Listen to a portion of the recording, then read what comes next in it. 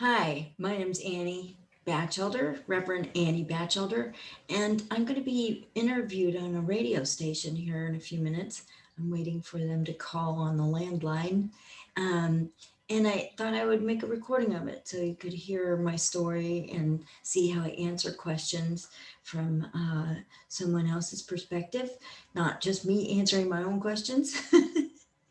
and We're just waiting for her to call in any minute now. So bear with me. And I'm glad you're here and I'm glad you joined me and want to hear about this. I'm hoping to talk about what kinds of questions clients ask, what kind of answers they get, and when I do readings. And I want to talk about my opening the channel class, and I want to talk about my learning to read the Akashic Records class. I also want to talk about some people like to know like how I got started. How did I get into this?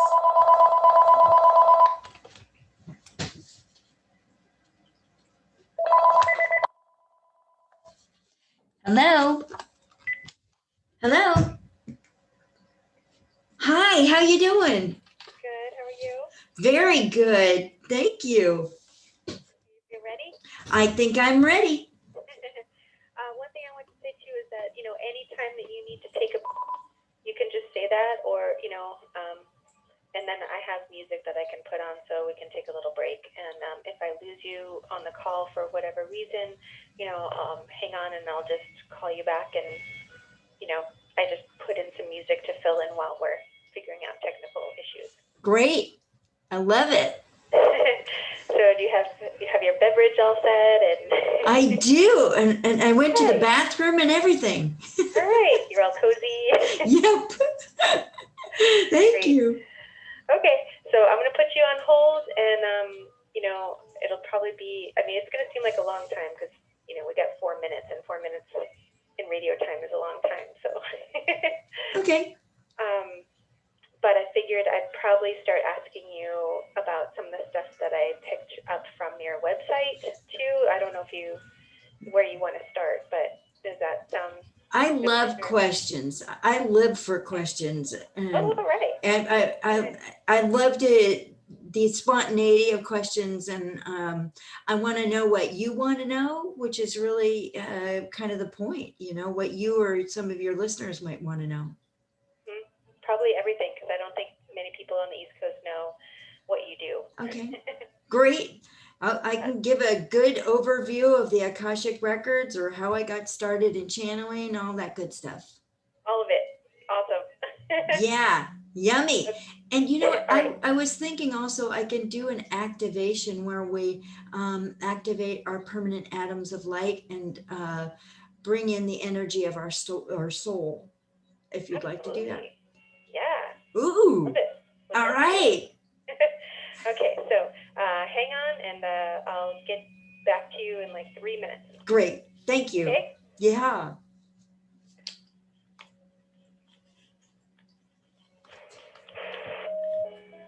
This sounds like it's going to be fun. We're going to have a little music in the background.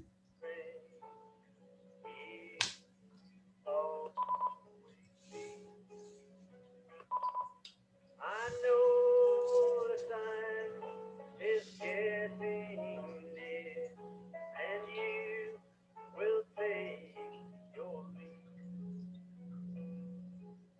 Please don't go without a kiss that I may still believe.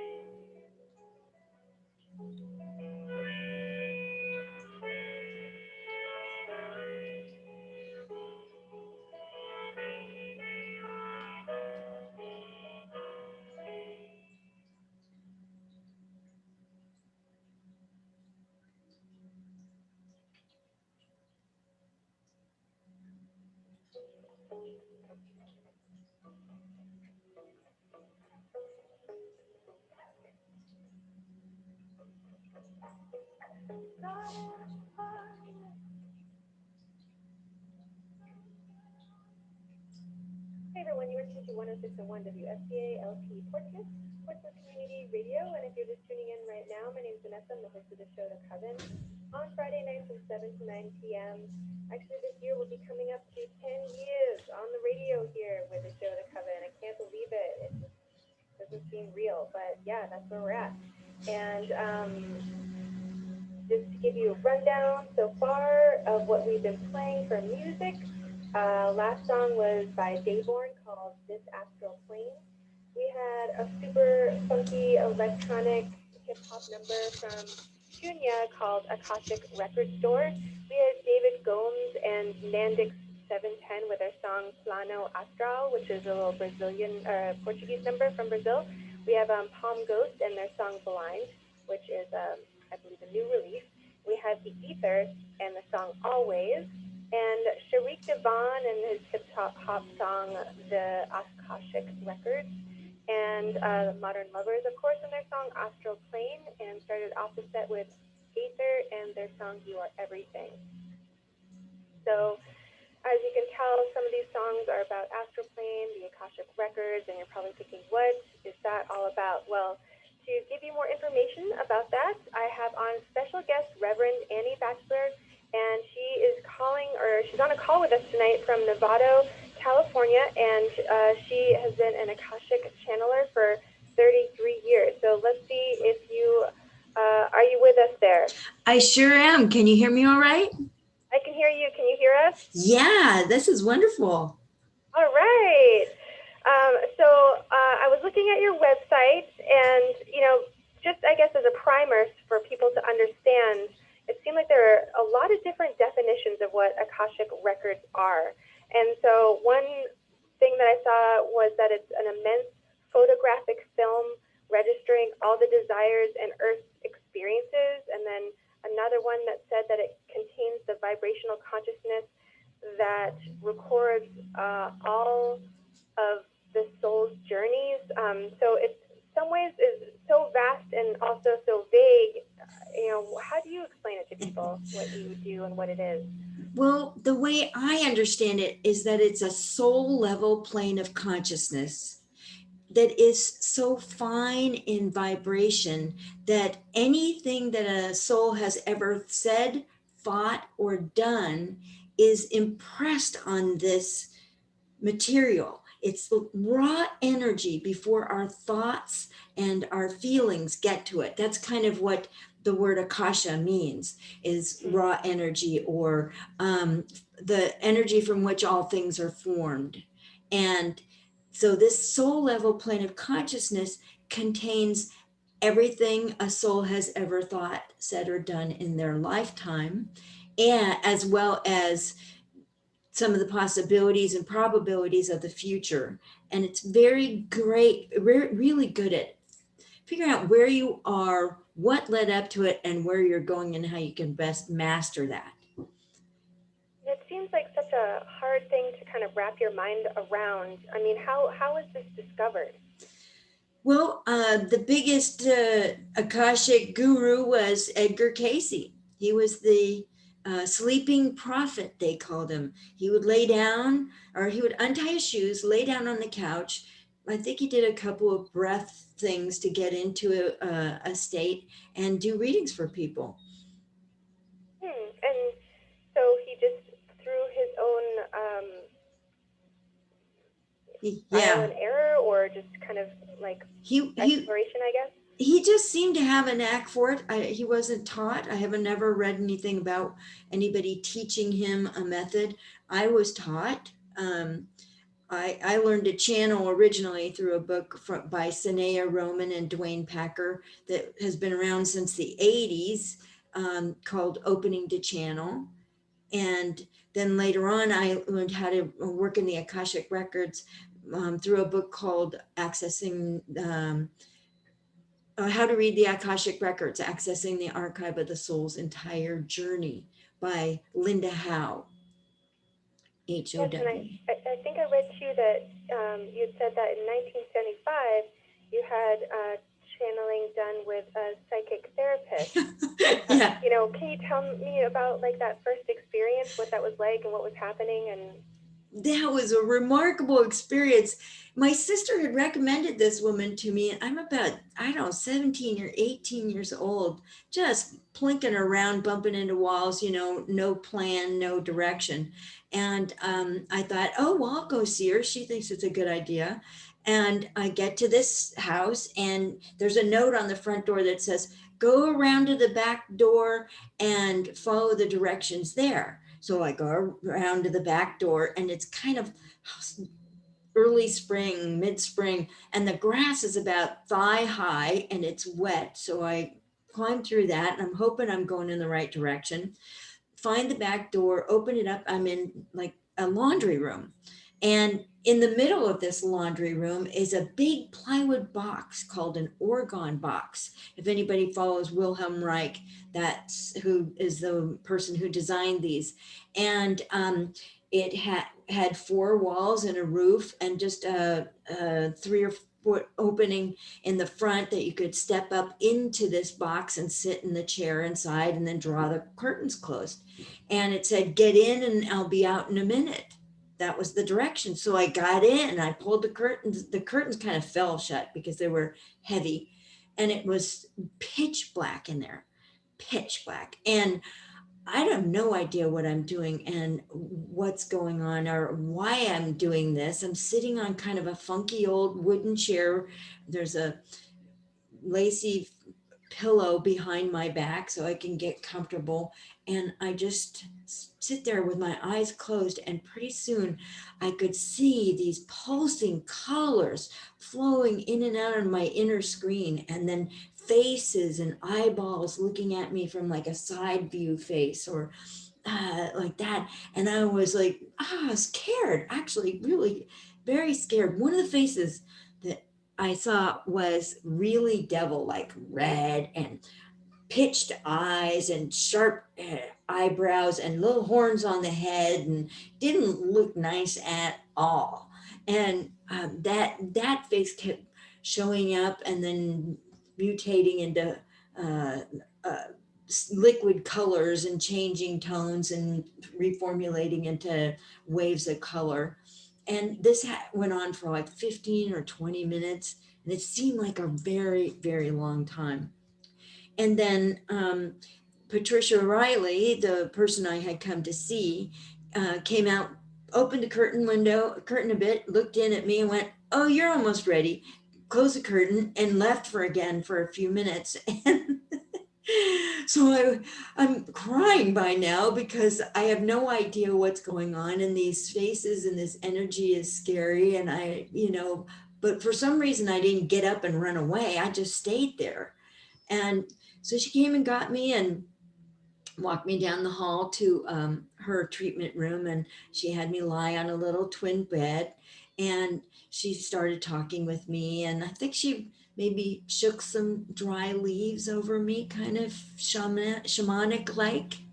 And it just came through that like I just started yelling, I'm okay. I'm okay. I'm okay. I'm okay. It was like this huge breakthrough. Like all of a sudden I was okay. I could be okay. I'm okay, you know? Mm. And it was enormous for me, enormous. And so I saw her for several other times, and had some really, really wonderful breakthroughs. But I asked her about the light, and I said, what's this? What is this? And she says, well, do the words Christ light mean anything to you? And I thought, oh yeah. Now, I was raised pretty much without religion. I checked into Jehovah's Witnesses for a while in like 8th and 9th grade. I tried that. That was a little too severe for me. And this was the mid 70s. So all the rules were off, and it was, love the one you're with, and, let's drop a little acid just to become friends or something. And so I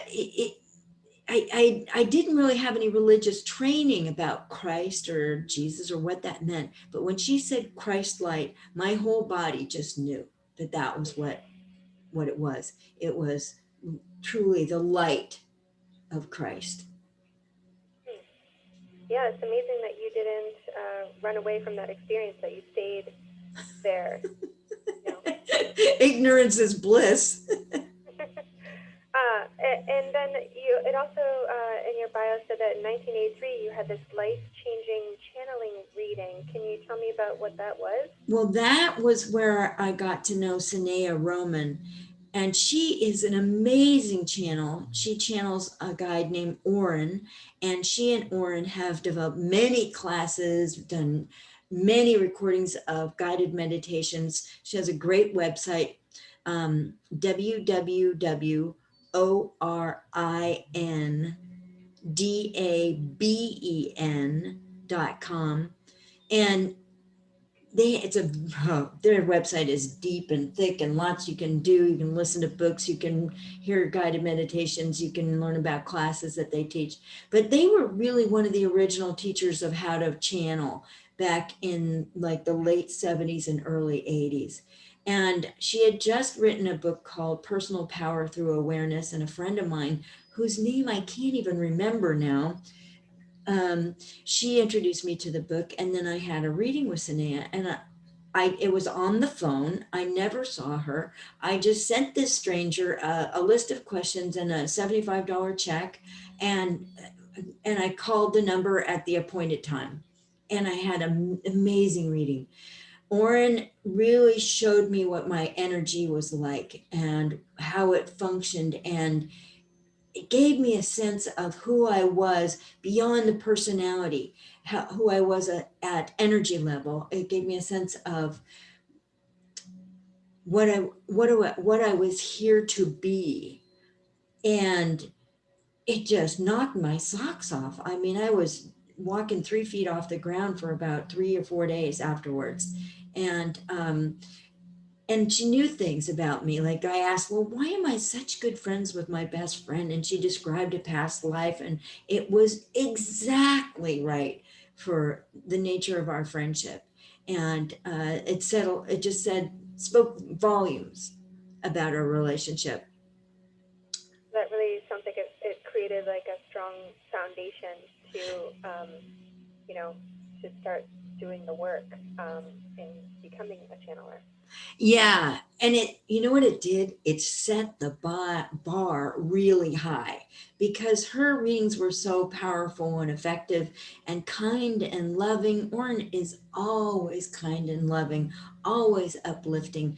Orrin is really good at helping the personality adjust to the soul level spiritual growth. And then so I had this reading in it, and that was phenomenal. And then later on, couldn't have been more than about a year later, I had another reading. In the meantime, I'd had 2 tubal pregnancies, and that meant my second and actually third tubal pregnancies. They were 5 months apart, so major surgeries. I'm young, in my prime, in my 20s, and I want to have kids, and okay, that's not going to happen. And I was recovering from the third one, and I had about a grapefruit sized cyst on my ovary. And the checkup doctor said, if this doesn't get healed, if this doesn't reduce in size, we're going to have to put you in for surgery again. And that scared the hooties out of me. And so I called Sanea to have another reading, and she taught me to listen to my body. And she taught me to ask questions of my body. What is it you need now? And I would get 5 answers every time, or a combination of 5 answers: carrots, broccoli, water, a walk, or a nap. And just learning to talk to my body. And she also said, go ahead, bring these little tiny purple divas into your body, and they can do some cleanup and scar removal and, help you heal. And so I would lie down, I would kind of meditate and let these purple divas work on me. And I would be sure to drink some water, and then I would get up and steam some broccoli and carrots or something. And I would rest, and I did that, and I didn't have to have surgery. I have never had to have that kind of surgery again. So it just healed that problem for me. And tell me about Anubis. Oh, well, when I got the invitation to the class called Awakening Your Light Body that Sanaya Roman and her partner Dwayne Packer were teaching, I'd already gotten a good feel for not only Sanaya Roman's channeling of Oren, but also Dwayne's channeling of Da Ben, and the work that they did together in some like 1 day classes. And I got this letter, and it was, my hands were shaking. I was just lit up. Like there was a feeling in me. I would mortgage my house to take this class. I would, sell my car so I could take this class. Whatever it was, I was going to do this class. But you had to be able to channel, which I didn't yet know how to do. So I went on, I called him up and I ordered the book, Opening to Channel, and I sat down and read it. And I don't even think I finished reading it.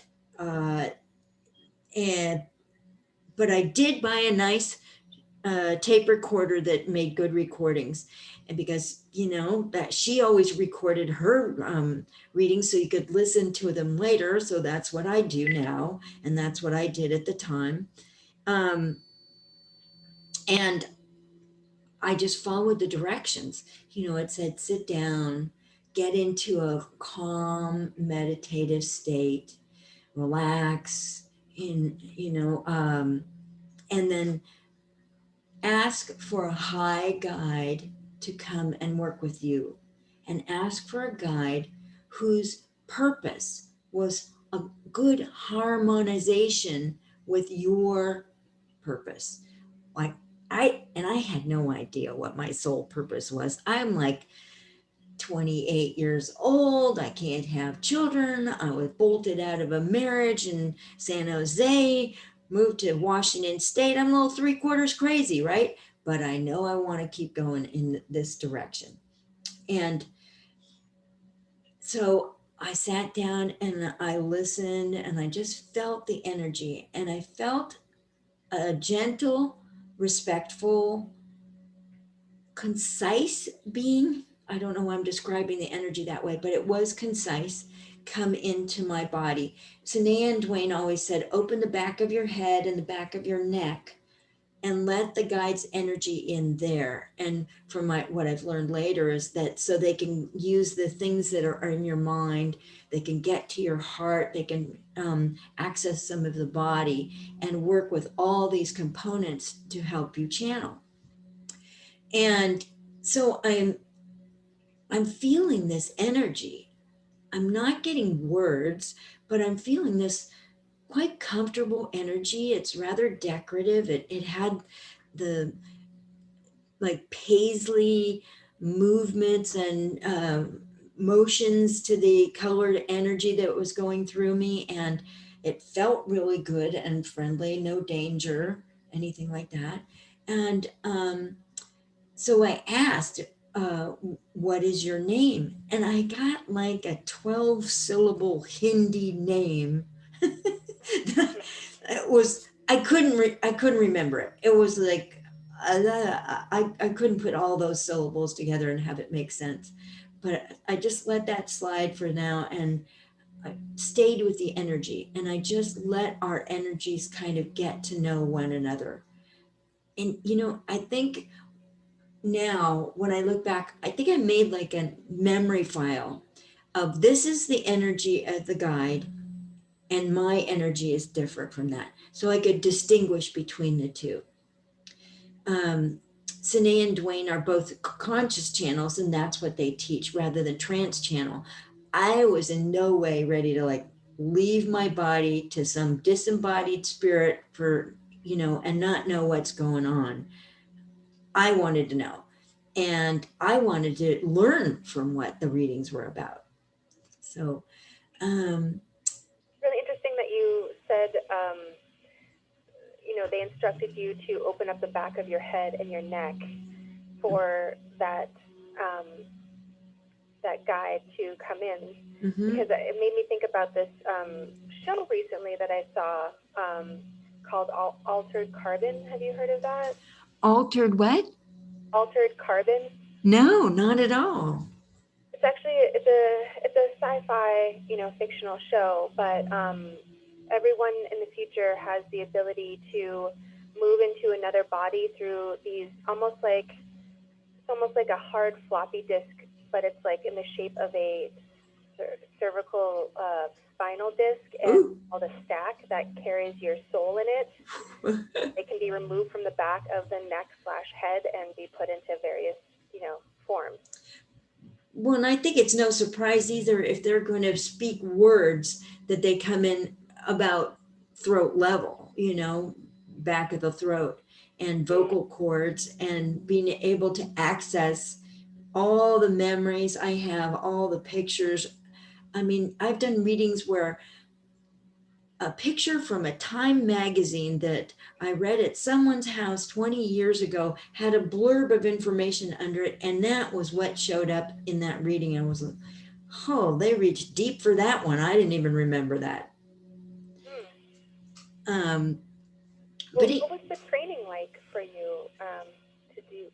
I mean, how do you get trained to become, a channeler of this particular variety? Well, if you ask me, I just winged it. I sheer guts and glory, and ignorance is bliss, just charge forward, no holdbacks. I just kept trying it. I sat down a second time and I said, I need a shorter name because I can't remember that other name. And they said, Anubis. And I was sort of like, Anubis. And then they started saying it together, Anubis. And I had no idea that name represented an Egyptian god that was the guardian of the gateway to the other worlds, and part of the god who was invoked when the Egyptians were embalming people. I had no idea that was what was so. Anubis is the god who weighs the heart against a feather when you're embalmed. And if your heart weighs more than a feather, you have to go back and do a lifetime again. You have to try again.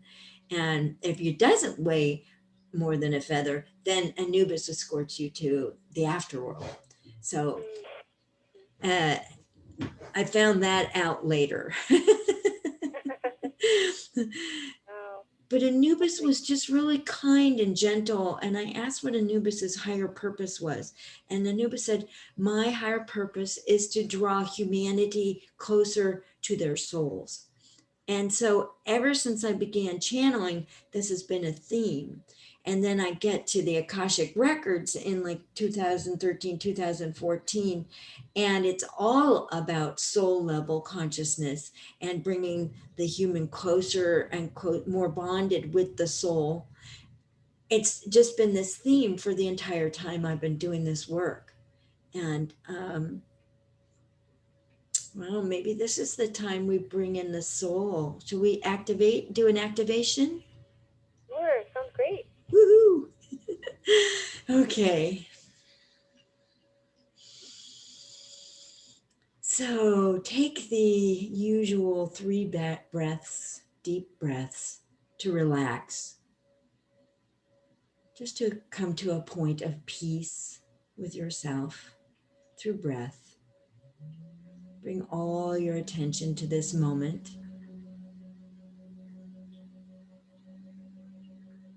And in the center of your chest, possibly elsewhere in the trunk of your body, there is a very, very intense, bright light. This is your permanent atom of light. It is your energy signature. Wherever you are in this universe, if you have a body, if you do not, your energy signature is with you. You have that energy signature in you now. Yeah, beautiful, nice. And so as you focus on this crisp, intense point of light, you find that your chakras are lining up in a very harmonious fashion.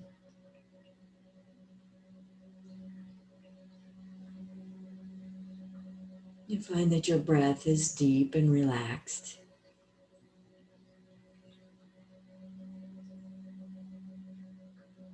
And that point of light is bright within you and growing larger and larger all the time.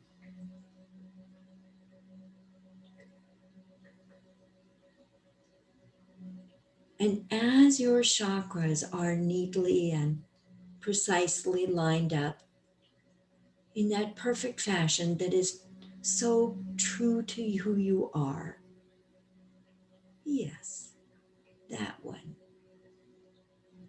just the way you like it. There's a nice relaxed hum going on in your body. And through your inner screen or your inner knowingness, track your chakras all the way up to the crown. And get a sense of a ball of light about 15 inches above your head.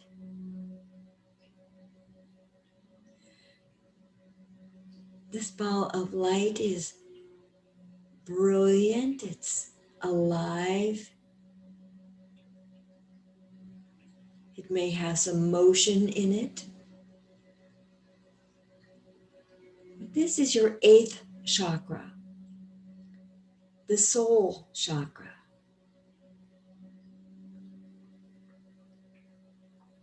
And when you're ready, just let your soul chakra begin pouring its light downward through the space between your 8th chakra and your crown chakra. And let your soul light fill up that space. You may notice a sense of harmony, a sense of connection, deepening.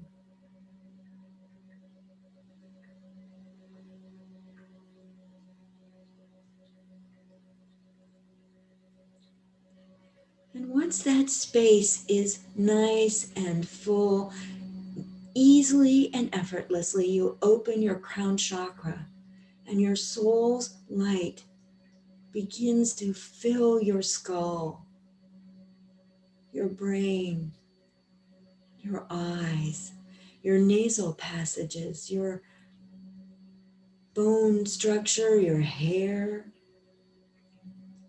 the upper palate, your teeth, your tongue, your mouth, your lips, your jaw, your upper neck, and like gold and sparkling honey, it fills your throat, your vocal cords, the cervical spine,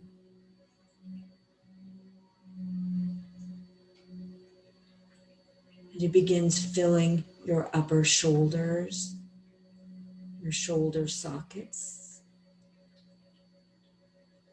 your arms, your elbows, your forearms, your hands, and it fills your upper chest. You can feel it in your upper lungs, golden, sparkling. And there's a sense that each cell in your body, no matter its purpose, if it's part of the lungs or part of the heart or muscle or sinew or bone, each cell in your body recognizes this soul light. For this soul light birthed you. This soul light created your physical body. It created your personality, all of your interests, and it chose for you your family members, your teachers, your loved ones, the remarkable people you've had in your life, the terrible people you've had in your life. But each cell in your physical body recognizes joyfully this reunion. And your soul light weaves itself into your heart center, creating a lasting connection point there. And it goes on to fill the rest of your body. And each organ is touched in its own unique way by this soul light. Each organ feels refreshed and renewed by this soul light.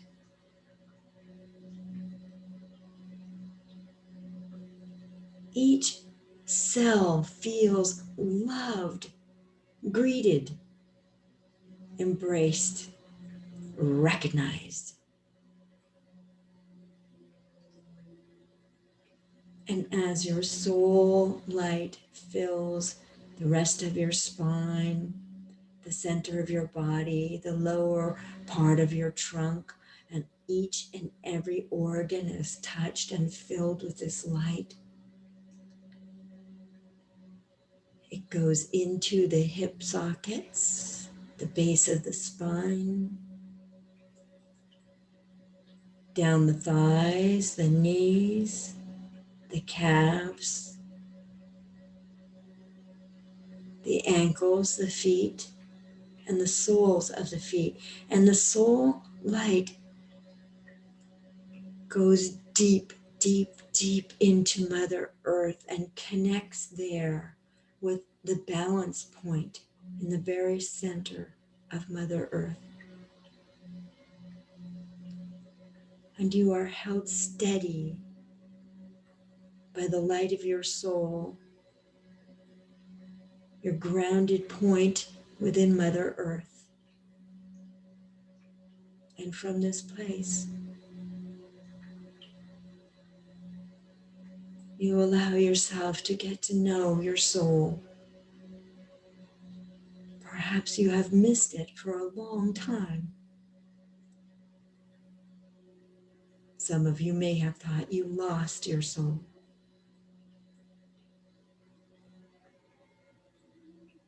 Some of you thought your soul was contaminated or damaged.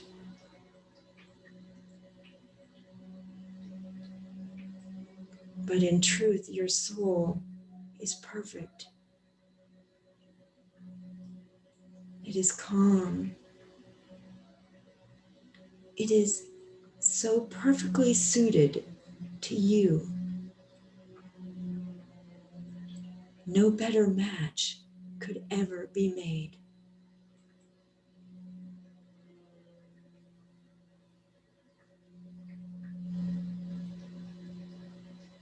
Allow yourself to be touched by your soul and to be strengthened by your soul. Allow yourself to be validated by your soul.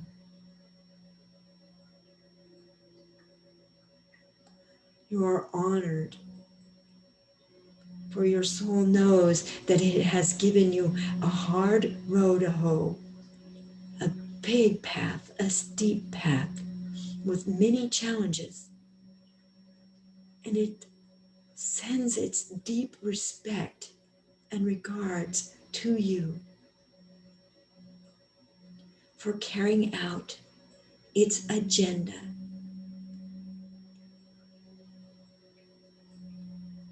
So that it can evolve and grow and move even more into unity with Source.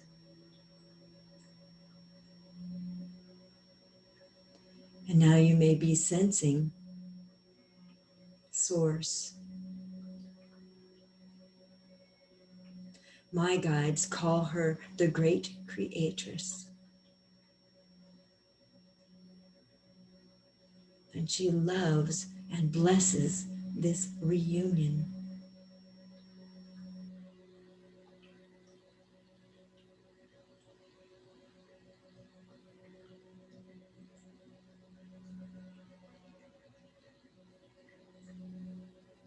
I think we lost Danny there. No, I'm here. It's okay. I think that's the end of it. I think we'll kind of bring ourselves back into ordinary reality. Can you hear me? I can. You had faded out there for a little bit, so I wasn't sure if you were Okay. on. That was amazing. So, would you like to know how people feel when they have after they have an Akashic Records reading? Yes, and also, I was following that guiding that you were doing and noticed, I of course couldn't stop thinking either, but I was, I went to a workshop today online that was all about, shame and how therapists can help people to sit with those feelings, and, other things that I've read all about, talking and utilizing words. But I feel like the experience that you just, guided people through really taps into those sensations of grounding the self and recognizing the self and recognizing what is needed in a way that feels much more accessible than the words. It's like you could see and you could feel versus having to interpret some kind of affirmation or mantra or sentence. Do you know what I mean? Yes, more experiential. Absolutely, yeah, and it taps right in and it gets you there in a really quick way. Wonderful, wonderful. That's the idea. But please, I would love to hear what other people's experiences are like as well with people that you've worked with. Well, it's very interesting. The way I was taught to open a person's Akashic records are through a prayer, using a prayer. And I open with a prayer and I close the records at the end of a reading with a prayer. And that sets this wonderful spiritual sanctuary, safe environment or context to do the reading. And some people, when I do the prayer, just start crying because it's like they're coming home. They're finally back in touch with the truth of who they are. And they're being recognized. The prayer evokes a person's masters, their teachers, and their loved ones. Now, their masters are beautiful, loving, wise beings of light that rush to their side when the great creatress or source blinked them into existence. And these beings of light stay with you through your entire journey, from your inception of your soul to whatever happens along the way. And the interesting thing is that as we as humans and in our personalities evolve and grow spiritually, our souls grow more spiritually, and the great creatress or the source grows more. So everything along the way is expanded. Now, Is it something that has to be continuously cultivated and practiced in order for it to grow, or will it continue to grow whether or not you're tapping into that place? I think this is one of those nifty little paradoxes. It's like there's a plan, so some of the growth is gonna plain happen, right? You're gonna run into people who change you. You're gonna have experiences that cause you to redirect yourself or go inward more or bring your gifts outward more. You know, there's sort of a plan that you are playing your part in.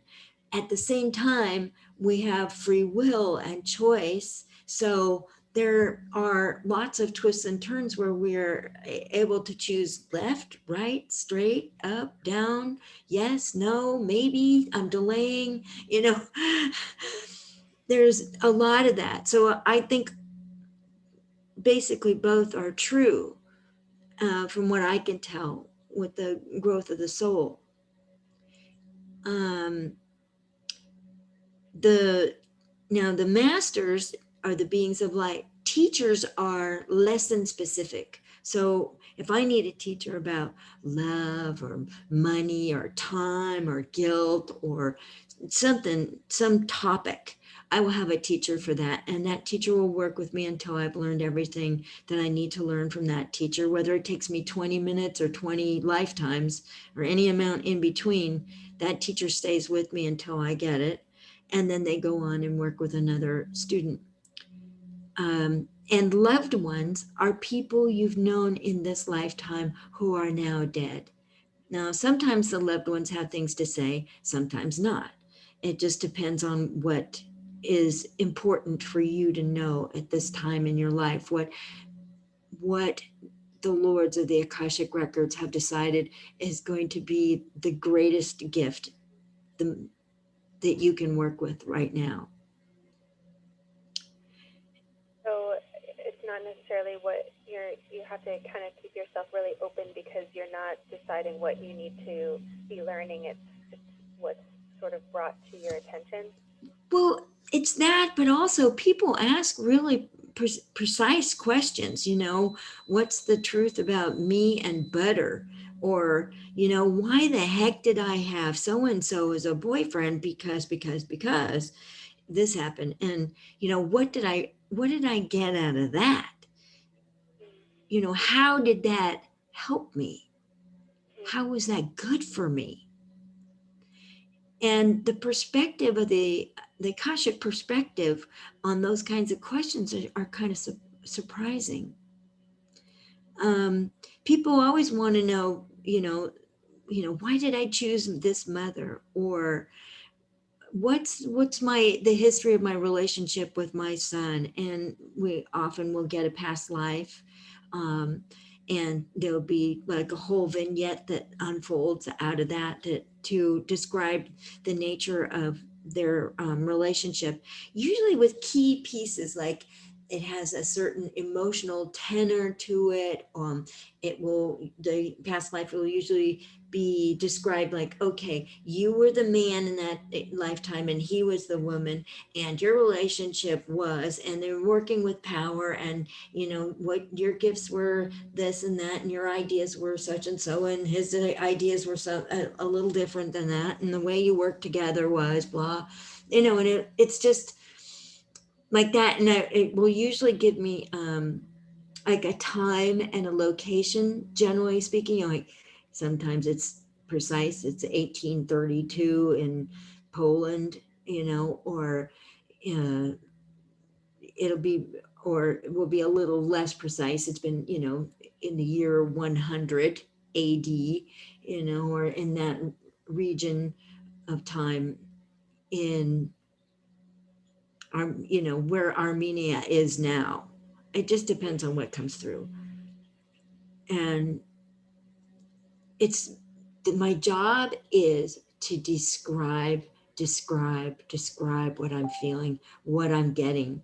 Some of what I'm describing is the sensations in my body, because I will get sensations in my body that clue me to either look at the energy in that particular location, or in the person I'm channeling for, or to ask them about that. Like, do you have a little something going on with the right side of your neck, and you're that's something you're working on? Or they're just showing me a pair of bare feet. Do you have something going on with your bare feet? You know, and I'll ask about that. And, 98% of the time it's like, oh yeah, you know. Mhm. um, There's, yes. there's one thing I want to ask you too. In your bio, talk about having this diagnosis of MS, Mm. and um, it was intriguing to me because I'm a 4-time cancer survivor and decided to go alternate treatments. All the doctors were like, you need to do chemo, you need to do radiation, blah, blah, blah. And I had this really strong feeling that no, I did not want to do that. And so I did these other things. And I'm wondering, I think in that bio you described that you decided not to do wheat and sugar. And was Anubis a help for, instructing you to do this? Or, how was your process of getting that diagnosis and figuring out your own treatment, Mm. part of your channeling? Well, at that point, I'd had MS for almost 20 years. And for the last 10, like from 2001 to into 2011, I was disabled with it, and I needed help with activities of daily living. I could walk, but it was very hard for me to go to the store and shop for groceries because my vision was really bouncy and I couldn't focus on anything. And it was really disarming and distorting, and it was such a big thing to climb over.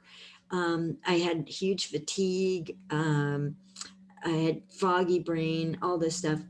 But in 2010, I started reading some really deep spiritual material that was very healing for me. It was some books by Joel S. Goldsmith, and he was a Christian mystic. And again, like I said before, I don't have a training in Christianity. I wasn't really on good terms with it. It was sort of like, cross your fingers and God protect me from your followers, um, at that time. But these books made sense to me. And because my vision was so tricky, it was very hard to read. I'd read the top sentence and my vision wouldn't wrap around to the second sentence in the paragraph, and then wrap around to the third sentence in the paragraphs. So I read very slowly. I might read the top sentence a couple of times, and then I'd finally be able to muscle my vision down to the second sentence. And then I'd forget, what was the premise? What are we talking about here? I'd have to go back and pick up the subject matter again. And so it was very slow reading, but I'd spend about half an hour, 45 minutes, first thing in the morning, drinking tea and reading this material. And it got into me. And then after that, I would sit down and I would meditate, and I would bring in Anubis, and I would, ask for directions for that day, or have Anubis sort of take me through some energetic gymnastics, whatever seemed to be current for that day. And I came out of meditation, and it just was like, I wonder what would happen if I quit eating wheat and sugar. It seems like everything that's bad for me either rides in on wheat or has to do with sugar, or they're interrelated. Like, if I just took those two things out of my diet, I wonder what would happen.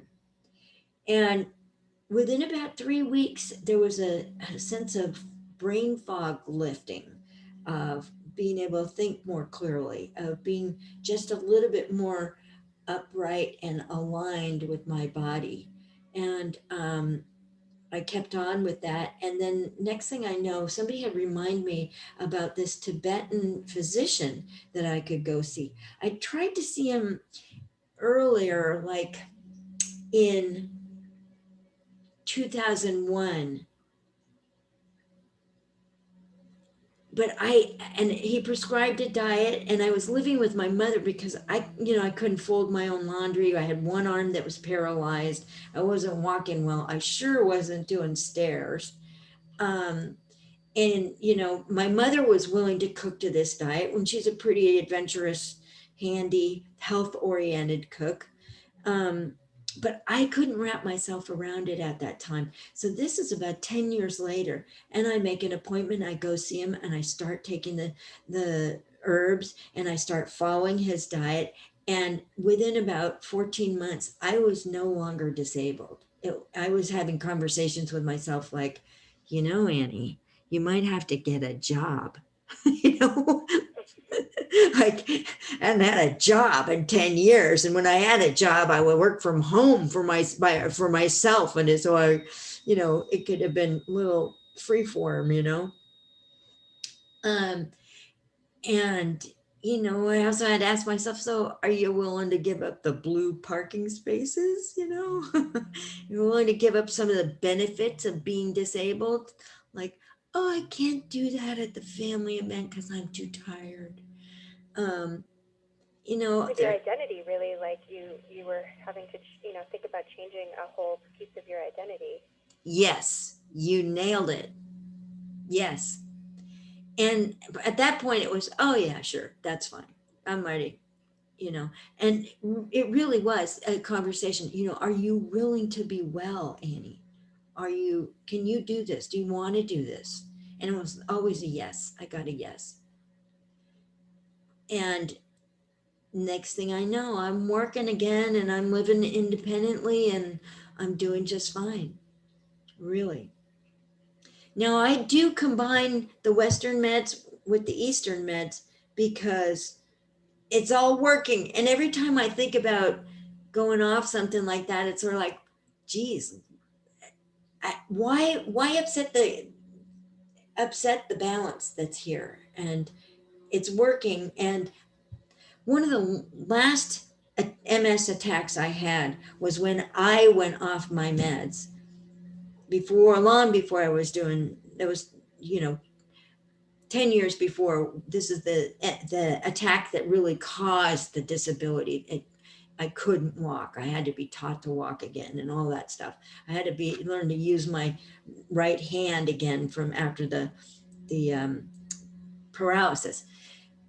But so I've always kind of done both, and now it's like that it works. So, you know, they're all from God, as my friend would say. It's all from God, and whatever does the trick does the trick. And so I really can't say, Western medicine is bad. It's not my preference, I tell you. I definitely not my preference. Um, but I do think there's so much that we can do with more earthy remedies. Thank And you for making that distinction too, because I do believe that there is a time and place for both medicines to exist in harmony, Mhm. and I think it doesn't have to be one or the other. It doesn't have to be polarized like any other conversation we may have about other subject matters. It can just be something that's integrative. When I went off my meds, right before I had that big attack where I was really it caused all that disability, my shrink was trying to talk to me for 3 weeks saying, Annie, you can do both. You can do both. And my mind was so set on one or the other, yes or absolutely no, like so black and white. And, it's been a challenge to learn to not be stuck in that black and white thinking, because that's just two options in an infinite universe. Like that's really small. Yeah. Yes.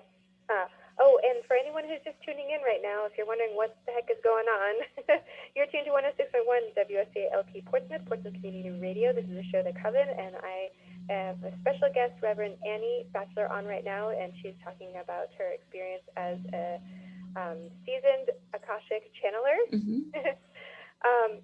One thing, too, we haven't even gotten to is your prefix, Reverend, Oh, and how that came about. oh, having been disabled for a long time and then having to work within the governmental system to maintain some very expensive medications, um, I decided I would get my minister's license from what is it, the Universal Life Church. And in case it came to be that the guides wanted me to open like a Goddess Temple or Divine Light Temple or something of that nature. Now that hasn't quite come to be yet. It's an idea, but that's not necessarily what's necessary right now. But I think I've got to do this now to prepare and to enable me to bring in funds to support my work and be of service to people without compromising my ability to qualify for, in California, it's called Medi-Cal instead of Medicaid, but I have Medicare and Medicaid. They work together and they cover my bills so well. Otherwise, my meds would be about $8,000-9,000 a month. So it was really kind of a self-protective maneuver. Um, and so what the training for becoming a reverend, and do you find that comes into play with the people that you work with as well? No, there's no training with that. It's the Universal Life Church pretty much. As you go online and you pay your $150 and you get your plaque. Okay. And you can buy investments and things like that. I have never really felt quite comfortable with the title because I don't have a lot of respect for titles. Because I know people who have them and they're wonderful and amazing, and I know people who don't have them and they're wonderful and amazing. And some people have gotten their wisdom through daily life, and others have gone to school and gotten some letters after their name and things like that. I think the important part for me is to remember I'm not a doctor and I should not prescribe for myself. As in like going off my meds. That was clearly not a good move. Yeah, so you're able to figure out a way to be able to continue with the medications and what you needed to do. Yes, exactly. And re-enter this world of commerce and being a businesswoman along with what I do. It's kind of an odd combo, but I have to be a businesswoman, and I do track it. I track how many new clients I have in a month and how many repeats and how many phone readings I do and how many Zoom readings I do and all that kind of stuff, because it's important to me. Of commerce, do you want to tell listeners about some of the events and services that you are offering? Oh yeah, this is getting exciting. Well, my website is anniechannels.com, like anniechannels.com. And on there you can find a brief history of what I've been telling you about. There are guided meditations, there are some videos. You can schedule yourself for either a phone reading or a Zoom reading. When the pandemic hit, my phone and Zoom readings were at about 150 for a 60-minute reading. And I just went, okay, that's not going to work. We need to make sure it's somewhat affordable for people. So I only charge $99 now. And that seems to be where it is until I get some guide says, okay, raise your rates, which I don't necessarily believe that people who charge a lot are better readers.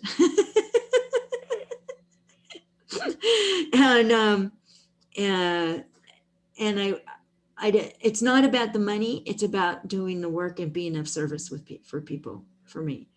So I try to keep it useful, but I have to pay some bills.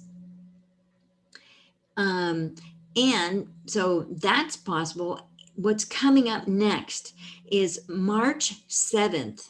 It's a Sunday. I'm going to teach a one-day class on beginning channeling. If you're interested at all about bringing in a guide or guardian angel, that you can create a really close, safe, mutually useful working relationship this is a good class for you. It's going to be like an 8-hour class, and I charge $88 for that. And that's March 7th. You can get a hold of me on my website at anniechannels.com on the contact page, or you can email me at anniechannels@gmail.com. And the other class I'm teaching March 19th, 20th, and 21st. It's going to be a 3 half days on how to read the Akashic Records and learning how to open your own Akashic Records and getting a start in that arena.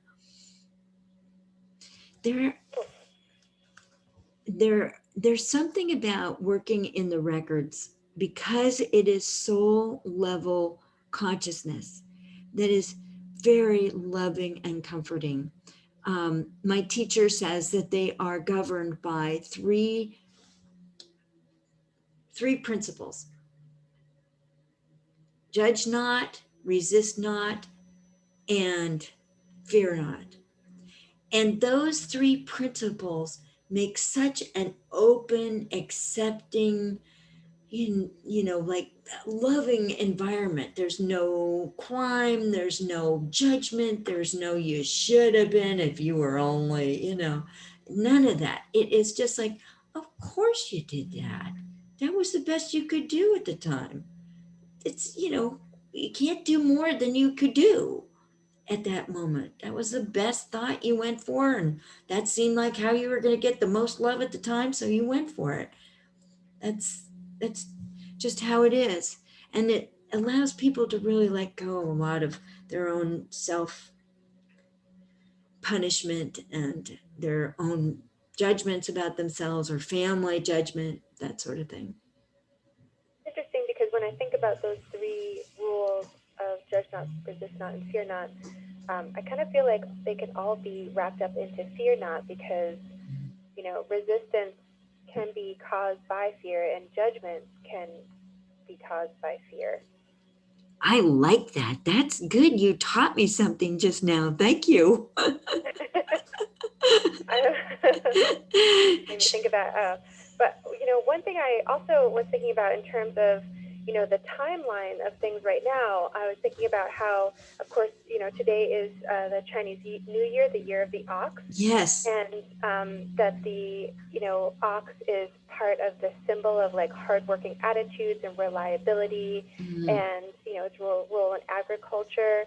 But also thinking about the significance of, the holiday of Valentine's too, and just this symbolic of, I like to think of Valentine's Day as universal love versus, something that's just for couples, or, lovers, or, I think if we could make it more about like universal love for all beings, then it would be a great way to create a higher level of energy. But that's a story for another time. But I'm just wondering, like, what, what, when you tap into the records around, this juxtaposition between the year of the ox and, this time of symbolic love, like what comes up for people? Greetings and welcome from the Akashic beings of light.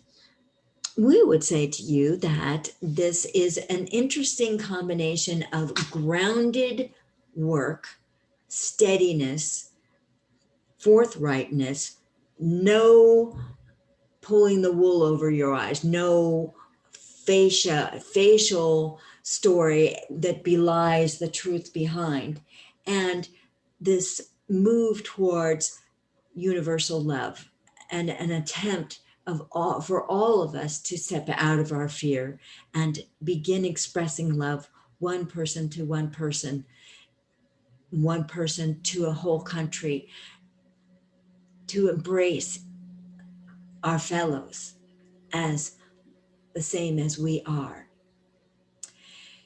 And we would say that this is very symbolic of the times that they are changing, the way that the times are changing. That's also apparent through the movement of the planets, and the impact that the planets are having on us now. but also people are finding that through the pandemic, there's a leveler with disease and with illness that it leaves no class untouched. It affects children, it affects older people, it affects white people, black people, brown people, it affects nations, and it affects all of our societies and the way that we conduct ourselves. So this going forward with the year of the ox and its steadiness, its consistency, its plodding along, its stability. Whereas last year was very erratic and up and down and unstable and dramatic energy. And what happened today that we're trying to react to or not to react to. And mixing that with universal love. And as you were speaking about that beautiful topic, universal love, imagine taking your heart and sending a Valentine's, a gift of love, a message of love to the rest of the world, maybe country by country or county by county, however you can do it. Earth beings, all life forms receiving some of this universal love. How freeing and easing and kind that would be. And as we always say, do the energy work first, the rest will flow. Yeah, that makes sense, because I think, especially right now, people might be thinking, well, how do I, reach out and express, love and kindness and caring to others when we have so much isolation, and distancing that has been, kind of put in place to protect people on some level, and then at some point it's also divisionary. Yes. Yes. And early on in the show, you were talking about this idea that part of what you're doing is helping people to connect to their souls.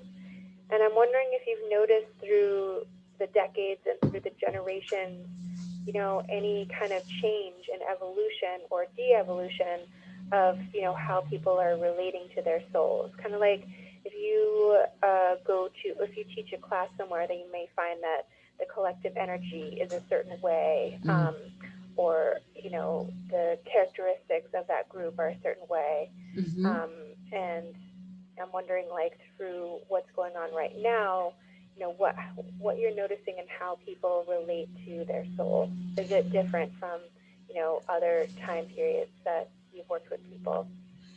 Well, it's interesting because I think I'm channeling a book for the Akashic Beings of Light called Bringing Forth Soul Consciousness.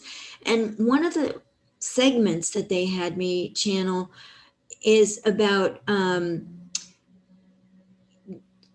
the feeling that humans don't even own their own soul. Like in white Christianity, it's kind of like it's something that you're supposed to take care of so it doesn't go to hell. But what is it? Where is it? And how are you supposed to get this job done with no tools?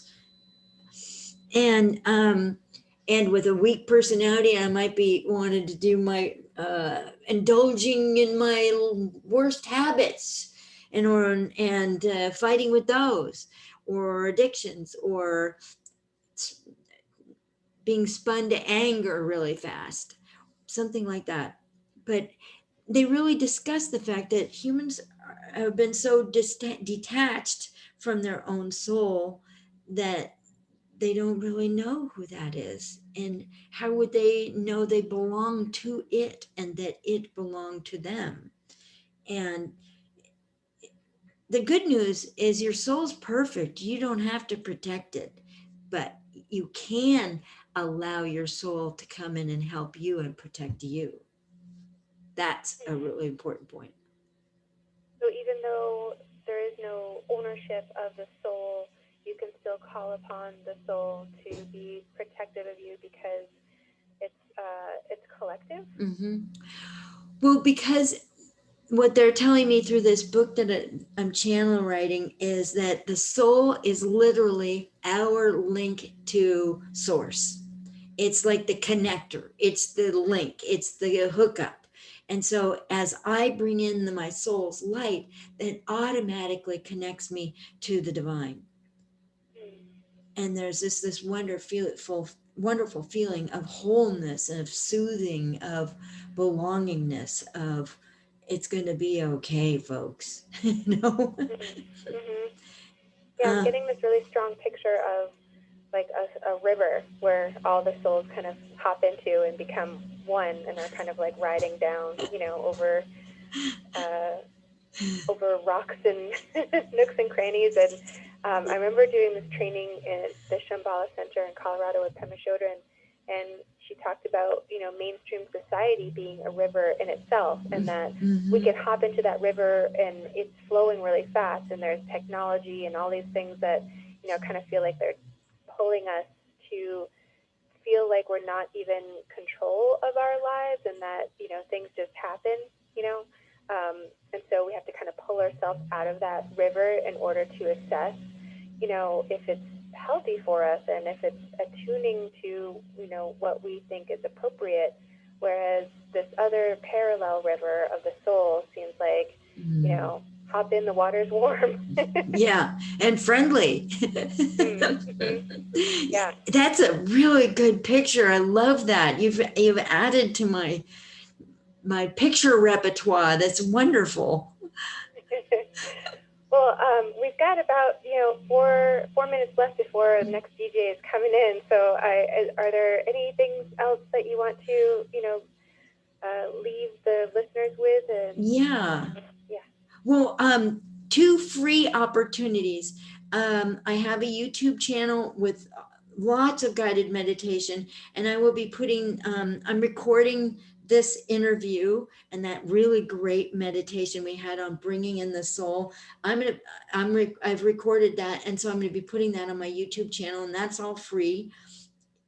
And I do invite you to subscribe. It's that will help me a lot. On that, and also on Wednesday mornings. Now this is at 7 a.m. California time, so it would be 10 a.m. your time.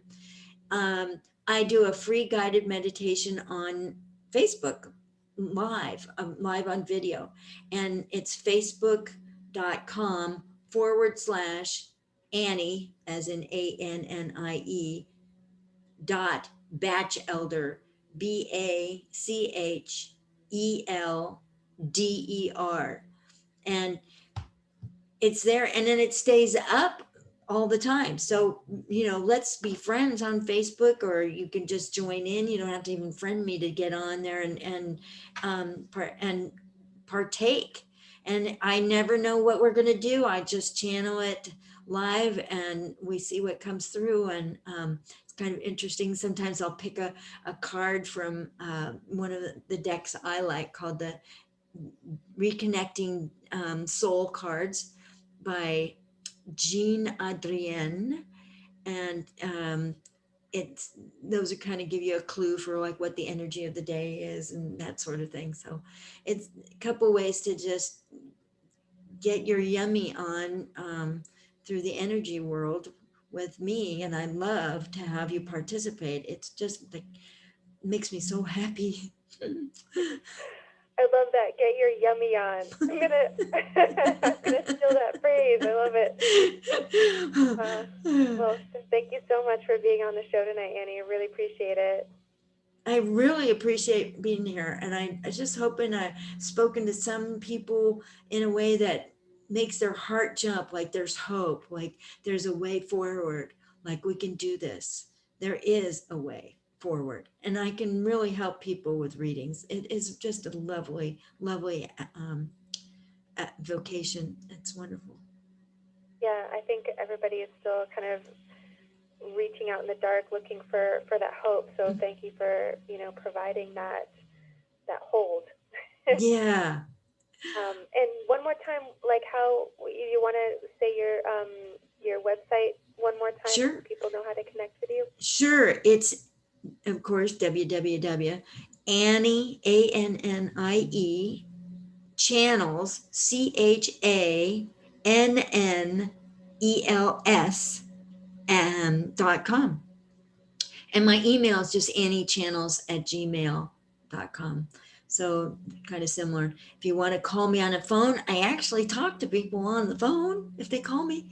My area code is 415-846-2412. All right. So Awesome. Yeah, I really hope that you get some people to join you for these classes coming up. And, I'm so thrilled that you're, teaching also these, free meditations on Wednesday. That's wonderful. And,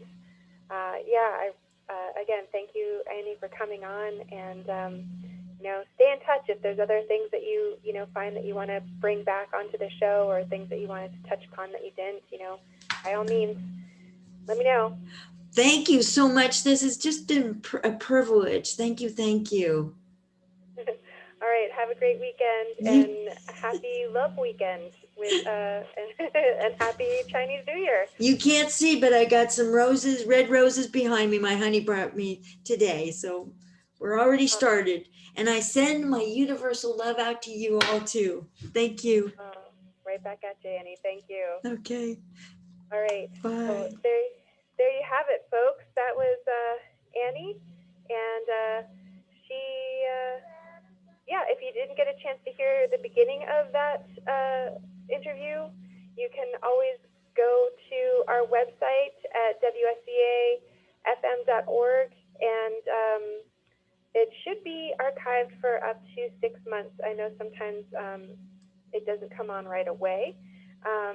So, have patience, or if you can't get a hold of it, you can always contact the website director and see if you can ask